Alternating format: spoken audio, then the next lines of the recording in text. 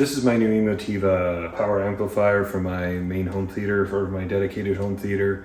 This is a 7-channel amp, and it's a beast. So for the longest time, I've been using my 11-channel Pioneer Elite receiver, which has been performing really well, and I have no complaints about it. But I have some plans to do some upgrades to the theater, and one of those plans included getting a separate processor and an amplifier. Then I saw there was a 15% off sale on the Emotiva website, so I thought, I guess I could get a 7-channel amp and start using, kind of like a hybrid situation where I'm amplifying my bed layer, my 7-channel bed layer with my external amp, and I'll use the receiver to power the high channels. I have a whole video where I go over, how I installed it, all the hoops I kind of had to jump through to get this thing in my rack, how I connected it and how I set it up on my receiver. If you were interested in that, I'll put a card up there.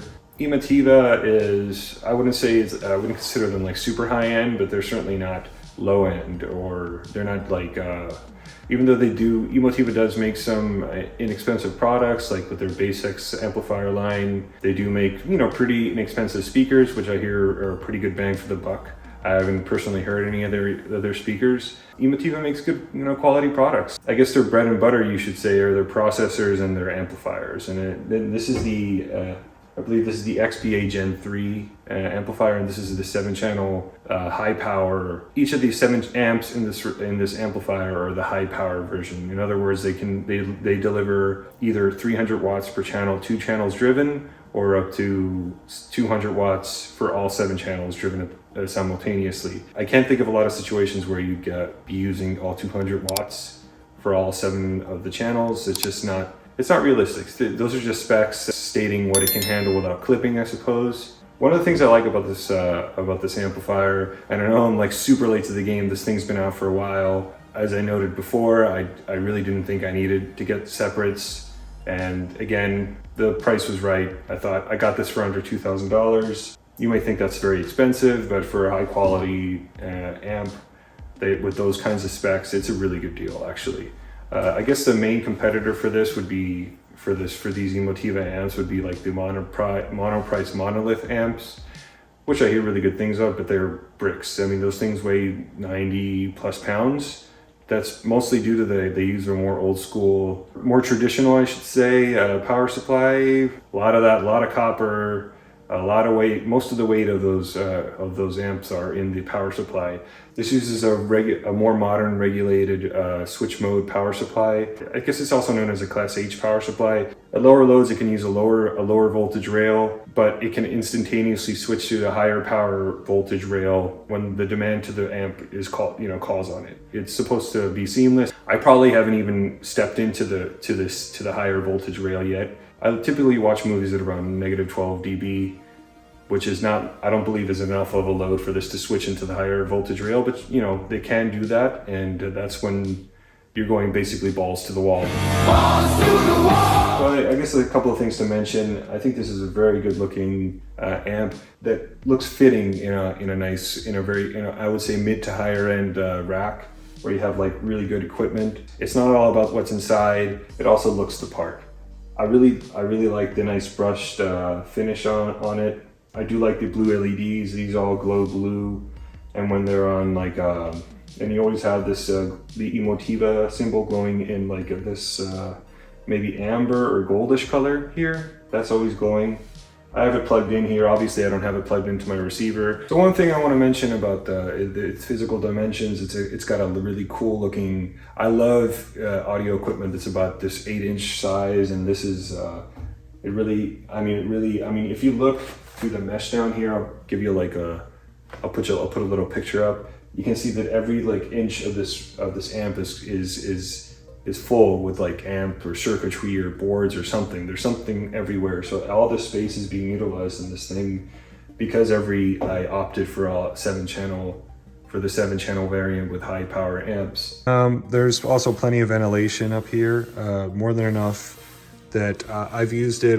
I've probably watched 5 movies, full-length movies on them, and I touched up here doesn't feel overly hot. It actually, I feel this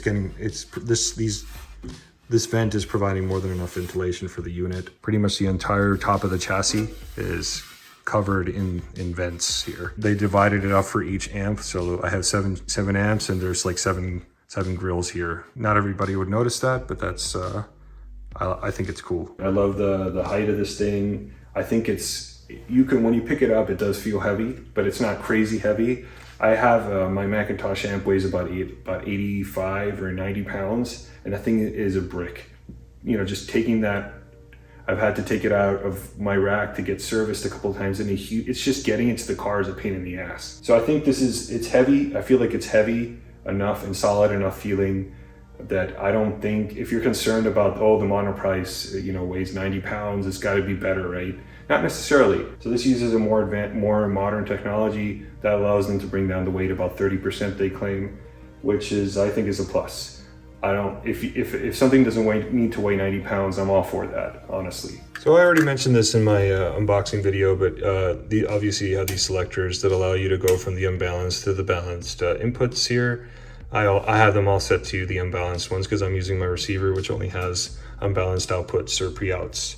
I like these toggles, there is no doubt that you're in the right spot. There is no ambiguity. There's no play in them, I think. And I actually kind of like the look. It reminds me of maybe I'm like prepping to fly or something, like in an airplane. It's like, check. I've been listening to this amp for about a week now, and I've been very impressed. I think I'll go into a little more detail about my full opinion on it, but did I need it? Was my receiver giving me all the volume that I needed? So maybe the receiver was giving me like 95% of what I thought I needed. This is delivering the other 5%. And on top of that, this can go up to 11 if I wanted to. These go to 11. If I ever get a room that's bigger, this has more than enough headroom to push, to push my speakers to reference volumes in a much bigger room. So one more thing I want to mention. This thing actually has some circuitry to prevent you from overloading the amplifier. It's not going to allow you to grenade this thing if you did something wrong or you connected it incorrectly. It'll actually shut down and protect itself, which is a good thing. A lot of amplifiers do this, but you don't have to worry about this amp, destroying itself over bad power or an unhealthy load. There were no issues hooking this thing up. It just worked immediately. I programmed the trigger input in my receiver, and every time the receiver turns on, this thing turns on just fine. It just takes, just like any other amp, it'll take you a couple of seconds before it's ready to go. I'm really happy I did this. If you're looking for an amp that's for your home theater to either, offload some of the load off of your receiver and maybe you can either power your front stage with one of these. You can get a 3 amp design, power your front, right, center, and left speaker. There's a lot of configurations. I believe they go from 2 to 14 channels in this with these amps. When I do my second stage of my upgrade, I'm probably going to get a 10-channel variant with an additional 4 high-power amps and another 6, lower power amps. So because I just want to keep it to 2 external amps. I don't want to have 3 or a huge stack of amplifiers.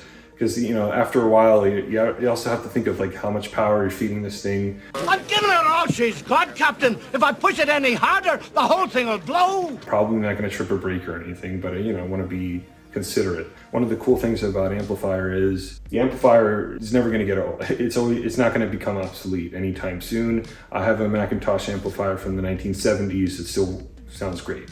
Maybe I've gotten it serviced a couple of times, but it works great. All you have to do is upgrade your processor. When the newest iteration of Dolby Atmos comes out, or there's another version of HDMI 2 point whatever. Actually, Emotiva provides HDMI board upgrades for a fee, of course. It's not free, but you can send in your processor to get upgraded to the newest iteration of HDMI or whatever. So it supports the newest version of HDR. So Emotiva does provide somewhat of an upgrade path for their processors. But the good thing about amps is they're always going to be amps. They're simple. They're just, you run the signal from your processor or your receiver, and they provide the sound to your speakers. And that's all they really do. So that's the beauty of amplifiers. That's why I'm really looking forward to my journey into separates.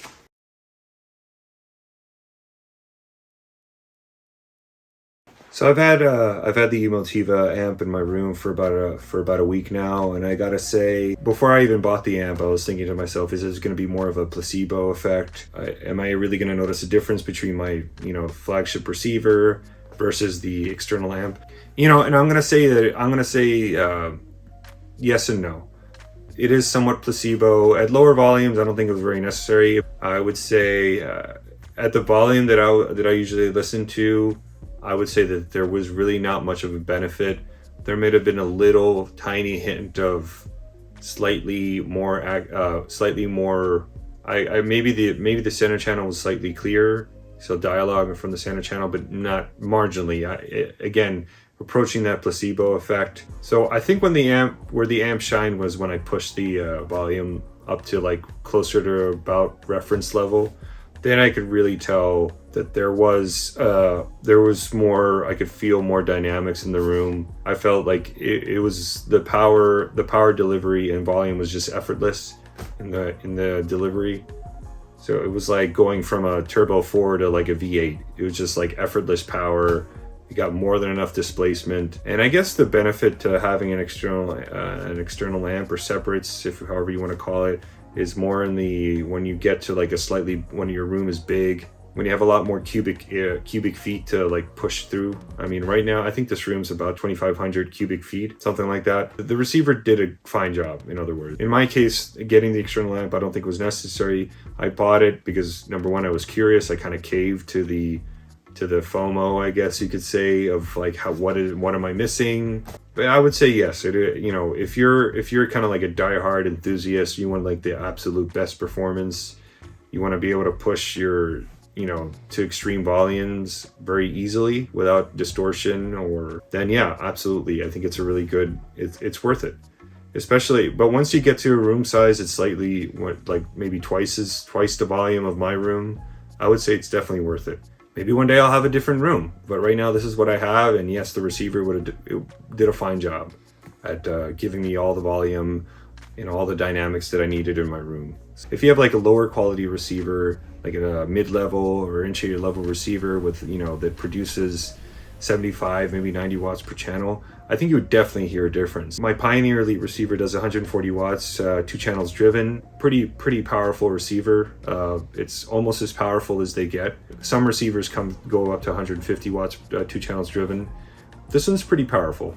So I think that might have played into the fact that I didn't hear much of a difference until I went up to higher volumes. But yeah, I mean, I'm really happy I bought it. I'm really happy I experienced it because, again, like I said in my intro, this is the first step to like my Theater 2.0. I'm gonna do this kind of like in stages. So I want to fully go to separates.